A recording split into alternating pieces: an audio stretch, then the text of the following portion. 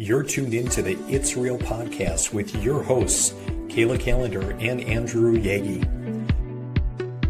Each week, we'll talk about what happens behind the scenes working full-time in real estate and share with you real-life stories, our successes and failures as we work to help consumers and industry professionals reach their real estate and real-life goals.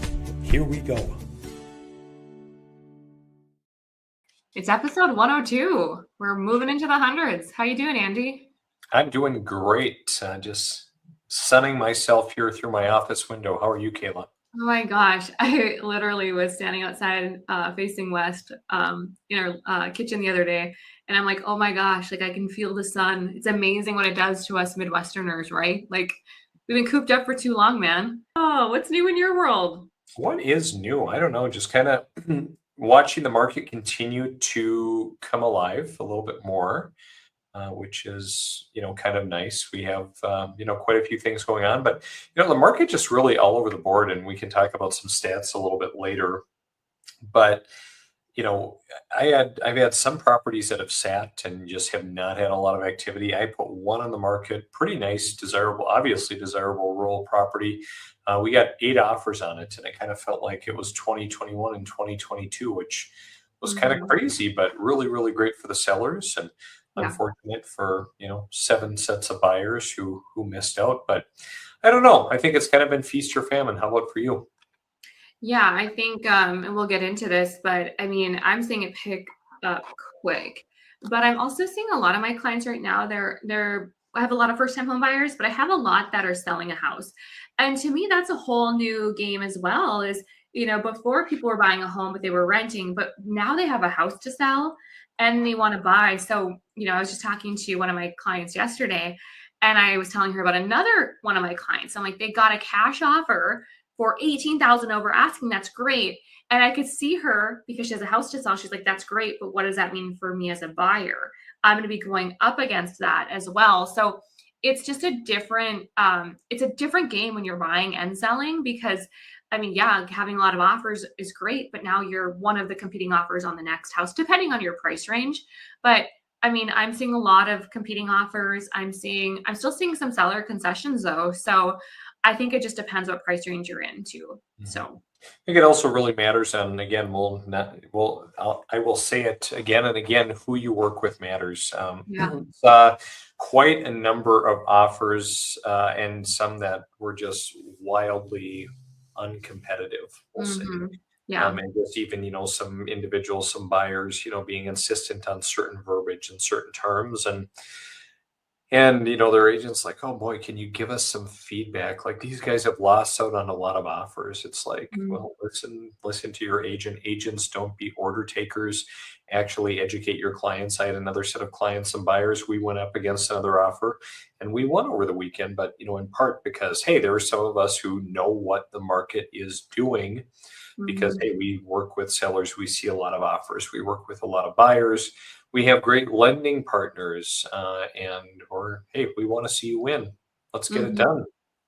Well, and I think too, like I've heard some clients that are like, my realtor wants me to do this, and I say, well, and tell me, did they provide the data to show you why? And they're like, yeah. I'm like, okay, well, if they're having you list at that price, there's probably a reason, because you don't want to go over that list price. You get an offer and the appraisal doesn't come in, and now you're back to negotiating. So, trust the experts, but you're right. Like, we can't be order takers. I had a client yesterday. She's like, hey, I'm going to have X amount from my sale. Do I have to put it all towards the loan? And I said, no, actually, you could do this, this, and this. And we've talked about this before, Andy. It's like, you don't have to dump all of your funds towards your loan just because you think that or haven't been told. There's just so many ways that you can structure and list your home. And it's just really about who you work with, because you have to be guided, because people don't do this every day. No, I love it. I love it. Yeah, it's going to be an interesting year. And, obviously a lot of people are probably sitting there right now and listening to this and kind of thinking, hey, what's going on with the market with all the turmoil? And we'll get to that a little bit as well. I was going to ask you though, Kayla, some time ago you had talked about getting away for a little bit. Did you and Taryn ever end up doing anything? Because I think you were talking about on the podcast, like, hey, I need some time to reset and recharge and get out of here. Were you successful?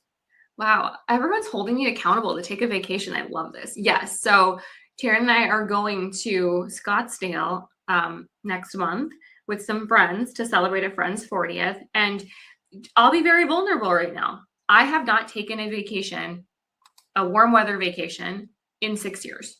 And shame on me, because I think, I mean, truthfully, like traveling and getting out, like there's so much that, people say big decisions are made when you travel and you can reset. And I preach about it all the time. But, I'll be honest with our audience, it's been a grind. The market, 2020, 21 was COVID, 22 was rates went up, and you're trying to, continue to keep your business afloat into 23. And then it's like, you get so busy, like you have to take time away. And so I am doing that. We've got an Airbnb. We're excited. It's just going to be a long weekend. So, and I really hope I get a sunburn. I'm saying it. I know sun causes skin cancer, but I really hope I get a sunburn. So really, when we're looking at burned out Kayla, who hasn't traveled anywhere warm in 6 years, we're really looking at a filtered Kayla, and this is really what Kayla. I got a kick out of your Barbie loan officer humor. And the truth is, Andy, like no one will ever know what it would be like to be a loan officer. And we should have a whole other segment on this, but I swear people don't read. I think people just demand, I had a realtor message me Saturday night at 6:00 that a client wanted to get pre-approved to buy a house that night. And I'm like, yeah, we can give you a letter, but it's so much more than that. It's so much more than a letter. Are we educating our people? And so I think just society and the world has just gotten in a push button, get mortgage. You don't need my bank statement mentality. So those Barbie like doll views, like that's real. Check on your loan officer and your realtors, because it's been tough. Can I coach you for a second, Kayla? I didn't get them pre-approved on a Saturday night, Andy. Well, that's good. I was just going to tell you that I think one of your fatal flaws, and you know what, maybe behind the scenes makes you look like Barbie, is the fact that you're too much of a people pleaser. Yeah, and you're right. You don't want to let anyone down. And hey, I've been there. I'm coming from that. I'm a recovering people pleaser, and now that we're in a great spot in our business and have 5 agents, working on our team. And as I sit here, I coach them frequently on the fact that you don't have to be everything to everyone. Most people who even talk to you are probably not going to use you. So go out and find your people. And and we have a very, very successful, very good, what I'll call a standard operating procedure, when we're working with individuals, really to ensure our mutual success, and just that we don't waste each other's time. If you're not going to work with me, let's not waste each other's time. Well, I think there's a common confusion that, okay, my lender, we want them to work, people want us to be available when they're writing an offer and when they have questions. Absolutely. As a lender, I reserve my nights, my weekends for my committed clients that need help, that we've been through the process. I think there's a difference between having an accessible lender versus, hey, I am panicked, I didn't do my homework, my emergency is now your emergency. And I think that that's the difference too, is how lenders work. It's like, yes, you need to have your boundaries. But if I had a client text me at 10:00 on a Saturday night and had a question and needed to run numbers, yeah, it's a little late, but that's different than, hey, I found a house, I've never met you. My lender doesn't work over the weekend, so can you get this done for me? And then once you do, I'm going to switch back to them. Like that's a real thing too that we see. Yeah, so, yeah, it is. Yeah. We've had, and that's the tough thing, because every once in a while you do have to roll the dice on someone. And even over the course of the last week, even someone that I knew decently well, we, rolled the dice on, and then they turned around to use another agent to put together an offer. And I always, after I, get past my initial moment, I chuckle a little bit, and it's like, hey, everyone's got to do what's best for them. But it just helps reiterate why we have the process that we have, and increasingly are making no exceptions for it, because people will use and abuse you and have no respect for your time. Oh, 100%. Yeah. And it's like, and the right ones matter. The ones that trust you and say, you're the expert, lead me. This is not something that you just learn in a year. And you've been in the business how long? Like, you're fine tuning your craft. You're learning constantly. You probably learned something new yesterday. I learn something new every day. So for a client to come in and just say, hey, I'm going to buy a house, there's so much more to it. And we want to be the professional. And you do have to learn to trust the professional as well. Clients.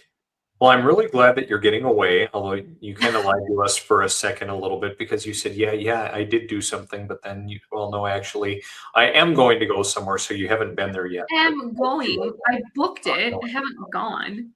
I mean, I'm glad. I'm glad that you're getting away, and we actually have spring break next week, so we're gonna just for 4 nights head down to Florida and go along with some other friends and their kids, and so it should be a pretty nice time. We'll do the dreaded Disney probably for 1 day, but boy, just looking at the prices of everything. I actually saw something online, Kayla.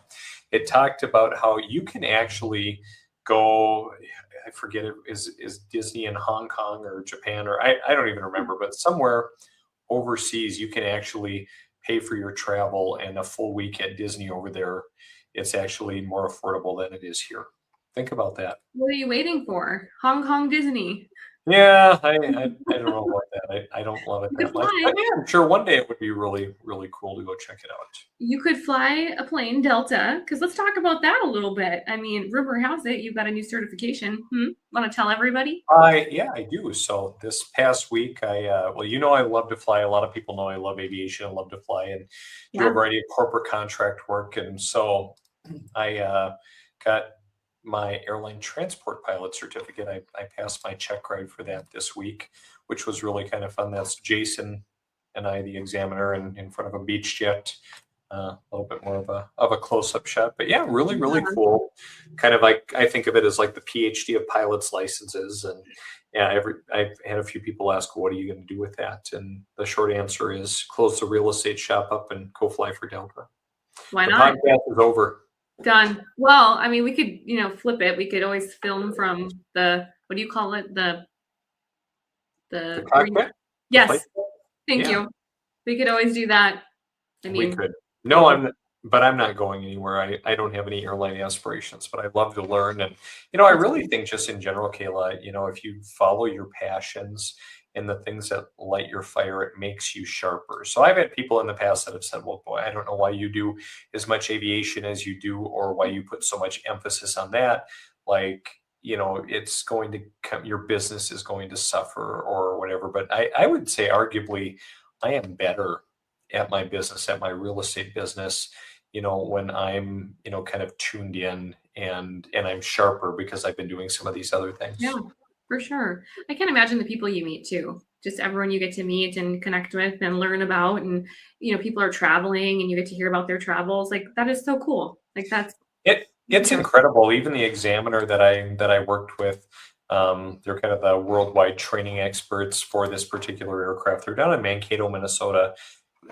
This guy that we met him for the first time like almost 4 years ago, I think in an airport in Chicago, and the pilot I was flying with kind of knew of him, and so we kind of connected. And so I mean, no matter where you go, you can always find some connection, Kayla.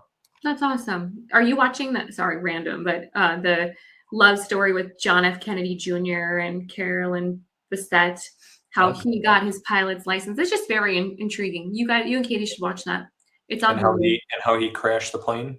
Well, I'm not there yet, but we know it comes. But it's just really cool to see like how people get into aviation, and like, I mean, how amazing is it that you could quite literally go anywhere should you decide? Like, I think it's so cool, and your family and like we said, who you get to meet. I think it's amazing that you do that. So I think in general, just, I mean, again, even living in the United States, and again, more and more turmoil in our country, in our state, in the world, but a lot of people forget about the fact that we live in like the best country in the world, just with all of the freedoms. And I mean, if you want to do something, Kayla, you can do it. You can. It's just a matter if you want to. Well, congrats. That's amazing. Good for you. PhD of flying. I love that. Something like that. Yeah. Well, congrats. That's amazing. Yeah. How many hours did that take, by the way? So you have to have 1,500 hours of total flight time to get there, and a lot of blood, sweat, and tears, and hard work along the way. Yeah, awesome. That's great. You should celebrate. Let's buy you a house. We've been talking about building a house, but boy, I don't know. Again, kind of like we talk about people agonizing over rates and some Yeah. agonizing over expenses. There's never a good time as Yeah. much as, hey, does it work for you, and is this what what you want to do and where you want to Yep. be? Yep. And I think that that's a good segue into our what's going on in the market, what are we seeing? Because a lot of headlines are all over the place, and a lot of people panic, and a lot of people get excited, and it's constant. And we talk about headlines all the time, Andy. And, I think you and I were very much aware of all the headlines in January. Rates are at their lowest. What's happening? Rates are higher. What do we do? And I'm seeing people panic out of sheer headlines. I even had a client message me yesterday saying, "Hey, when should I refinance? I'm hearing I should refinance." And I told them, I said, "Hey guys, we locked you in. It was at 5.875. And this was within the last year." I said, rates, the average right around 6.25 at the time. And they're like, "Oh, so my rate's lower." It's just all the headlines. They didn't even realize that they were lower than what the market was doing. We said we would reach out, but there's just so much that a consumer is absorbing right now. And I think we should dive in and chat about it. I think we should. I think it's timely because I have, more and more people asking what's going on. And, you go to Yeah. Mortgage News Daily and, you kind of see this, you Mm-hmm. see the headlines, mortgage rates move Mm-hmm. back up near recent highs, which Mm-hmm. again, still probably lower than what we've seen. But, if we look at today's rate, the national Yeah. average, Kayla, 6.4, 599 to 708. That's kind of Mm-hmm. a spread. Mm-hmm. Well, and at the end of the day, too, I mean, with the geopolitical influence going on in Iran, like no one can predict that these things are going to happen, right? And so when people are seeing these headlines, just like when rates, Andy, dropped to, rates are the lowest they've been in, was it 2 or 3 years? And they were at the lowest by, I think it was 0.17 or 0.1. They were the lowest, but at the end of the day, that makes a, $30 difference in a payment. So we're seeing the same thing. Yes, rates are higher. Rates are higher than they have been pretty much for most of the year. But when we look overall, we're still down, I think, an average of 0.5% from where we were a year ago. I mean, so this difference, this spike that we're seeing, just when we see rates drop, they go back up. There's no linear progress, but overall, I think that we need to take a beat, take a step back and say, hey, yes, they're up right now, but overall they're down. And really, there's the people that try to time the market are the ones that I find the least successful, because here's what happens. Rates dipped to 599 for a hot minute on January 9th. Then they went back up. By the time people even heard about that and applied and got pre-approved and met with a lender and started shopping, rates, as we see, went to right around 6 1/8, and then they dipped back down. But it's so important to remember that rates mean absolutely nothing to a home buyer until you're in contract and you can lock. So right now, Andy, I've got 3 or 4 people that are closing in May. So we're right at that point where we can start locking a loan, and I'm letting them decide. I said, if we lock in, you're locked, you're protected if they go up, but you are locked if they drop lower. And all of them have said, I want to wait it out. Now, it truly depends on the person, but rates don't matter until they actually have a contract that they can lock. So I think it's just important. My messaging is, yes, they've tipped up. They're up a little bit. Overall, they're down from last year. And truthfully, it's not a huge difference in your payment when you run it with your lender. And I would encourage you to say to your lender, hey, if rates move by a quarter, what does that do to my payment? Because that's what really matters. And can you still afford it? And what will rates do in the future? If you lock in now, can you refinance later? I mean, rates are always going to be moving, but we cannot let it cause fear. And I'm seeing a lot of that even in the last week. So that's my really long tangent, Andrew. I appreciate your rate. My rate rage. Your rate rage. You weren't ragey at all there. But what about this? I mean, okay, everybody always asks about the Fed rate. So, they just met and they're holding things steady. Talk about that. What is that going to mean for the consumer, Kayla? For a consumer, obviously we talk all the time. I remember back in 2021 or 2020, was it? The Fed's like, we're going to drop the rate to this. And everybody was like, my mortgage rate's going to drop. No, the Fed rates are not mortgage rates. So, people see that rates are going to remain, stagnant or stop. There's no more drops. Yes, they can move together, but that is not impacting what we're seeing with mortgage rates today. Iran, oil prices, like that is what's impacting rates today. The Fed keeping the rates where they're at, that is impacting things like your HELOCs, your car loans, your consumer loans, your credit cards, things like that. So ultimately not tied together, but they can be correlated. There was some talk, speaking of credit cards and rates, that, a push for kind of a cap on credit card interest of like 10% or whatever. Have you heard, has that gotten any traction? Do you think that will get any traction? I think in general, I think it would be really helpful. I see people with credit card debt like you wouldn't believe. And I think it went back to a couple of years ago where prices continued to go up. And I think people were in this mindset of, hey, I'm just going to get by on a credit card. Things will kind of alleviate at some point, and it never did. So almost every client's credit I pull, there's a credit card, and some of the balances, Andy, 20, 30,000, having a 10% rate versus 24 would make a huge change, but I haven't seen any reprieve from that at all. So time will tell, but that would be helpful. And how, tangent for another day, but 24% on your credit card. But here we are talking about 6%, 6.5% on a mortgage. Yes, it's more money. And it's a longer term. But the people that I see that are struggling, it's because of credit card debt. Do you still have a lot of buyers that are doing new construction in the Fargo market? Have a lot. Yeah, a lot are. I think half of our pipeline is new construction right now. Mm-hmm. Are any of those individuals seeing issues or difficulties, price-wise, hitting any snags, with anything new construction? I'm not seeing it, but I'm also working with a lot of clients that are working with, reputable builders who are really, well-oiled machines.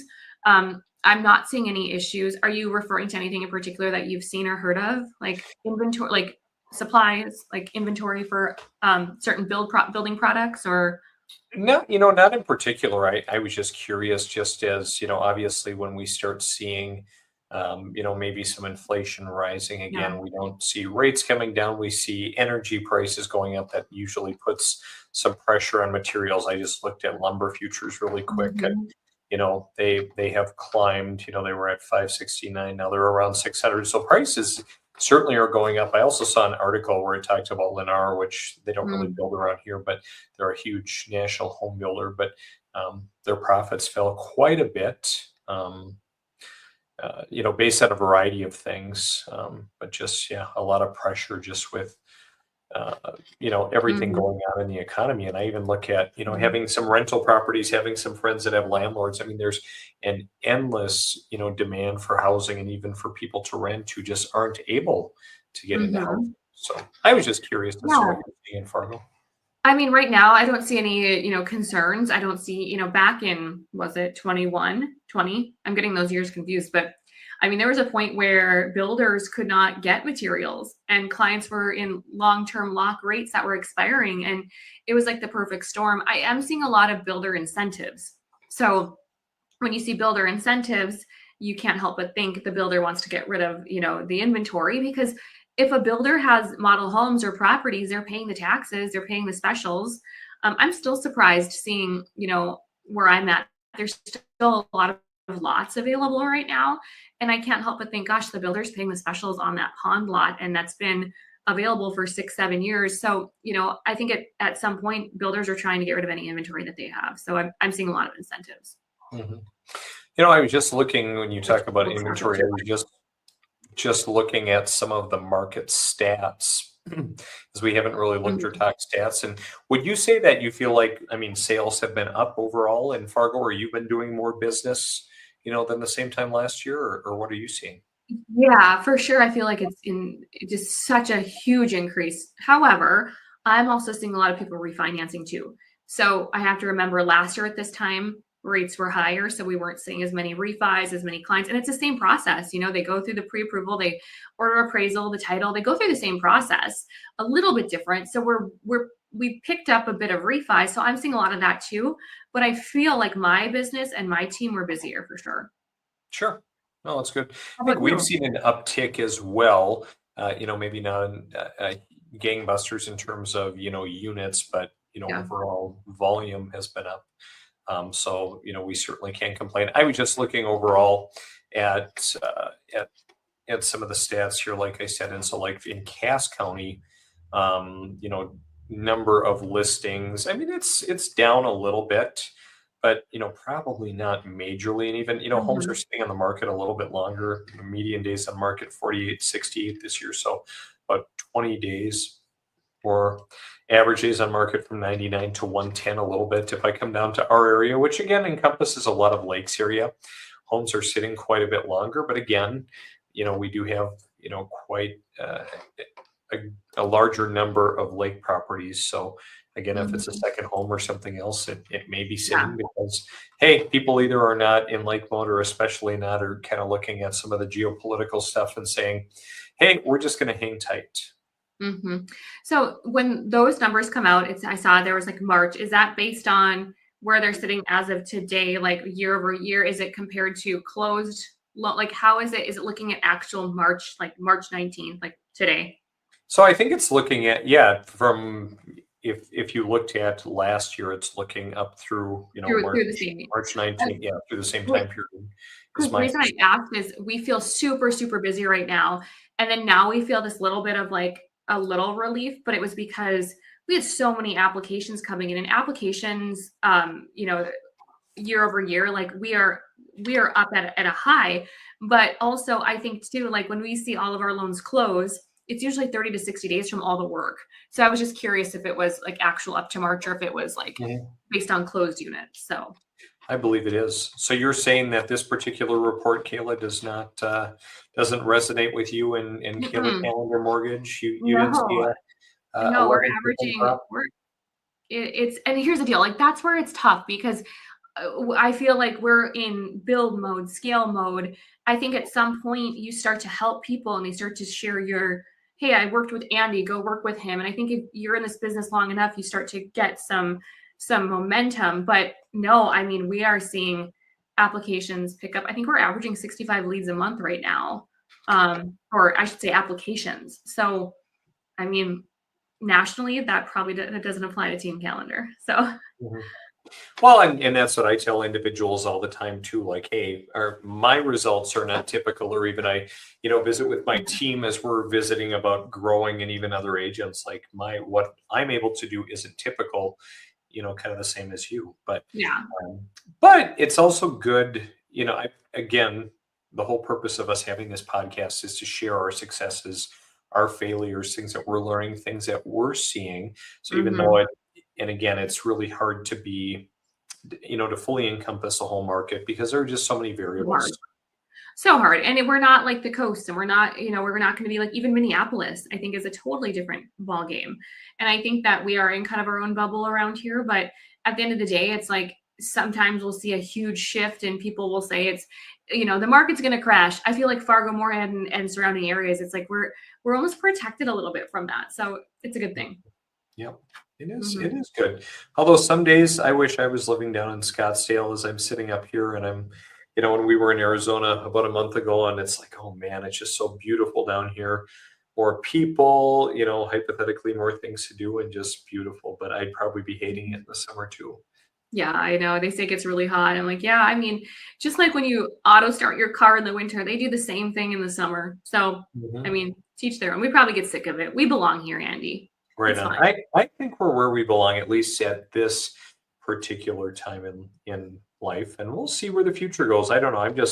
I'm really excited for the future, Kayla. A lot of people are, kind of talking doom and gloom with AI and hey, AI is coming for our jobs. Kayla, AI is coming for your job. I'm not going to need you. AI is going to be able to do everything you're doing. Clearly. How do you feel about that? I think realtors are the ones that have to look out because if, the transactional realtors and lenders, if you're just opening doors and you are just handing over a pre-approval letter, yeah, I think AI could replace you. If you were educating and helping your clients and negotiating and discussing the pros and cons, and that's where you're not going to be replaced. But I don't know, I'm a little concerned about some people's jobs because truthfully, if you just want a pre-approval letter, there's technology that's coming out that calculates income, does all the stuff. But if you really want someone to walk you through strategy and ideas, and I mean, that's not going to get replaced, but you never know. What do you think? I'm super excited. Yeah, I think in so many areas, those people who are not growing, who aren't investing in themselves, they're going to be in trouble in their current context. With that being said, I was listening to a podcast the other day, and it talked about something called the Jevons principle, or the Jevons paradox. Yes. Tell me more. And it basically asserts that there are millions of unmet needs out in the world. And these needs are unmet because it's not feasible to meet them for a number of reasons, whether it's, dollars and cents wise, or, just the practicality. And so because of that, AI is ushering in a new era. I mean, this is like the biggest revolution in 250 years. Think of from when we went to a truly agrarian society to a more industrial society. Like, it's huge, and technology is really going to help us get there. And so, especially with that principle, now that things are becoming easier, to accomplish, like Kayla, I have been churning out a lot of code, doing a lot of coding, working on behind the scenes solutions. I think even I was talking to a real estate coach friend of mine who's at the Keller Williams big family reunion event, and just talked about how one of their owners is venture capital technology now, and they are huge on investing in technology, and really the future being a technology company more than anything else, because it's going to be so important. It is. And I think too, what people forget is technology provides efficiencies and time. And I think that the companies and the people that are utilizing AI and technology the right way, you're getting more time to focus on the unicorns that you are as salespeople or relationship people, right? Like, think if we had more time to focus on that versus all the administrative and et cetera, those types of tasks that we have. I view it as that. I see the people in the companies that are investing in that, they're actually investing in relationships and people because they're freeing up the time for those people that are in those positions to focus on that. So that's my 2 cents on AI and tech. I love it. Efficiency. Okay, Kayla, episode 102, go be efficient. Go be efficient and know your directions when driving. Know it. Absolutely. Kayla, good to see you. Next time we have to do the Kayla calendar episode where we ask Kayla some questions. Man, we'll do it. Ask me which way's west. All right. Okay. All right. Kayla, have a great week. I will if you will. See you. Bye. Bye.